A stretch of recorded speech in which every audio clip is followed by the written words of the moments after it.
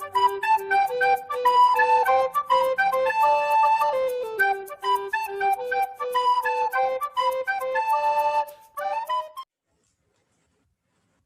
Assalamualaikum warahmatullahi wabarakatuh.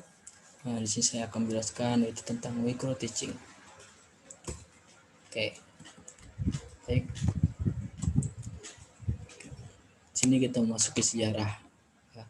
Oke. Pelatihan mengajar ini diketahui mulai berkembang di tahun 1960 di Inggris, tepatnya di Stanford University. Teknik penyederhanaan ini mulai dikembangkan oleh Stanford University ketika paham behaviorisme atau aliran perilaku mulai mempengaruhi proses belajar. Penerapannya kemudian mulai dilakukan, salah satunya oleh Duke Ellett dan teman-temannya di tahun 1961. Metode pelatihan tersebut kemudian dikenal dengan istilah pendekatan Stanford dan diterapkan pertama kali di University of California. Perlahan, program pendekatan Stanford kemudian dilaksanakan secara lebih luas. Memasuki tahun 1963, Stanford University kemudian memperkenalkannya dengan sebutan program pendidikan eksperimental yang mendapat dukungan dari Ford Foundation. Program pendidikan ini kemudian mencoba menyederhanakan kegiatan mengajar yang kemudian menyebar sampai ke berbagai perguruan tinggi, mulai dari perguruan tinggi di Amerika dan berlanjut ke Eropa.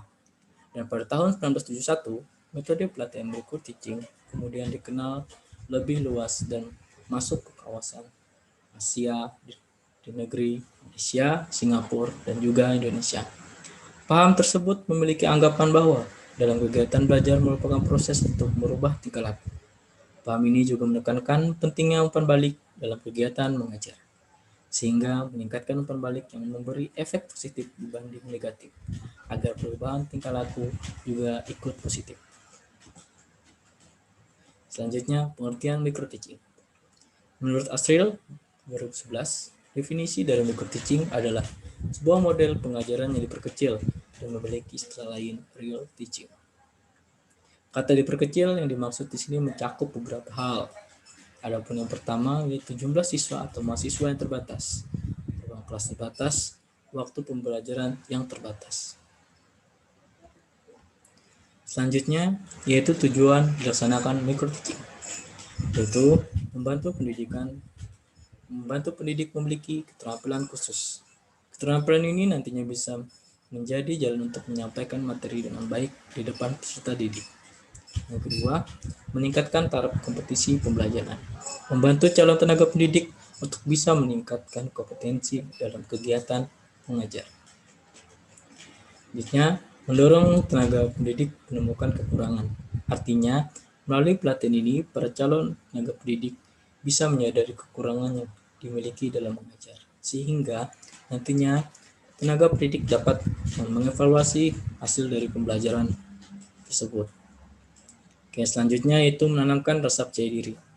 Lewat kegiatan pelatihan dengan praktik langsung dalam mengajar akan membantu calon tenaga pendidik lebih percaya diri, berdiri di kelas dan bertatap muka dengan belasan sampai puluhan peserta didik di satu kelas. Hal ini tentu penting untuk memaksimalkan kegiatan belajar.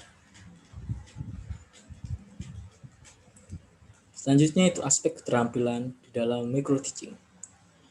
Melalui pelatihan mengajar dalam kelas yang disederhanakan ini, terdapat sejumlah aspek keterampilan yang diperlukan kuasai oleh calon tenaga pendidik. Menurut Barnawi dan Arifin pada tahun 2016, aspek keterampilan tersebut yaitu meliputi yang pertama, keterampilan membuka dan menutup pelajaran. Selanjutnya, keterampilan menjelaskan materi. Selanjutnya, keterampilan mengadakan variasi. Selanjutnya, keterampilan memberikan penguatan, keterampilan bertanya, dan keterampilan mengelola kelas, serta keterampilan mengajar kelompok kecil, dan terakhir, keterampilan membimbing diskusi kecil.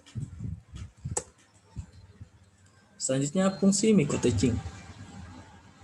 Pertama, meningkatkan kompetensi mengajar, sehingga fungsi utama dan pertama dari pelatihan ini tentu saja untuk meningkatkan kompetensi para calon pendidik untuk bisa mengajar dengan baik.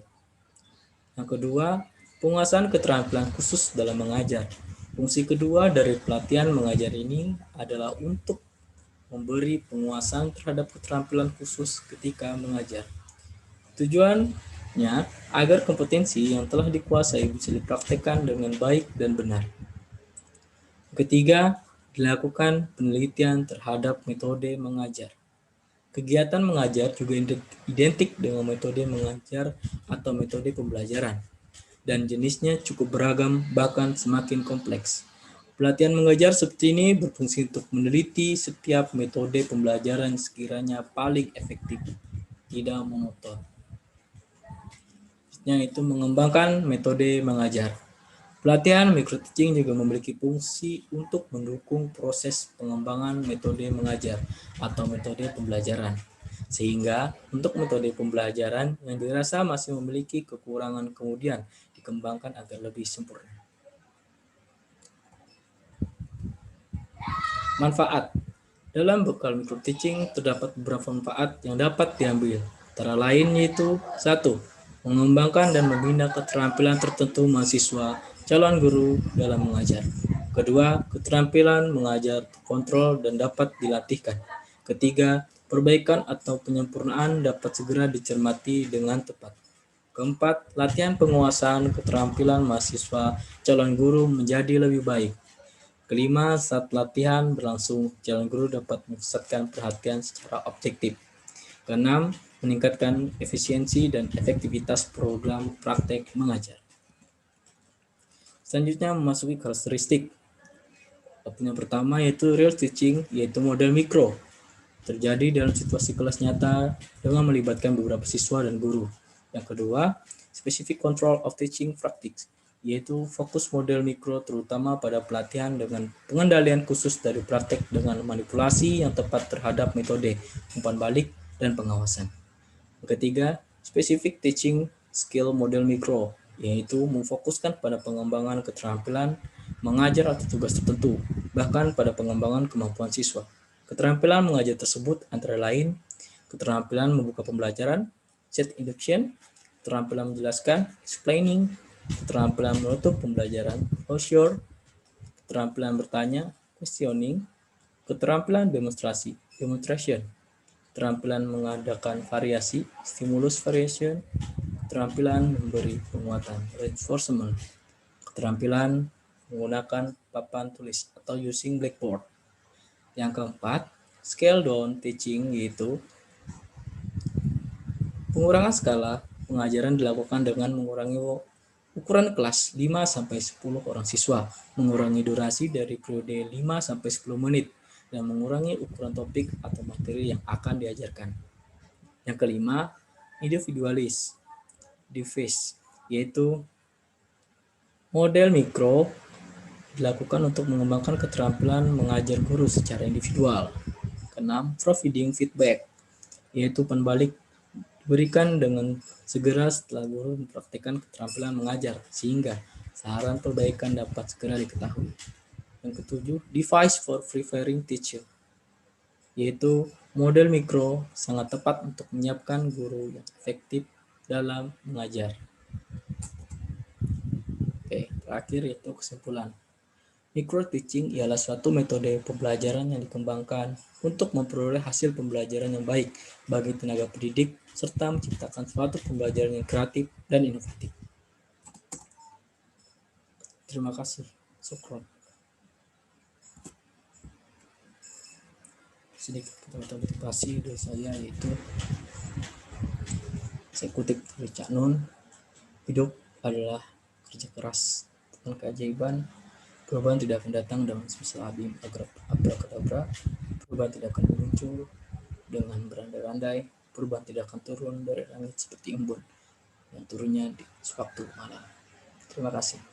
Assalamualaikum warahmatullahi wabarakatuh.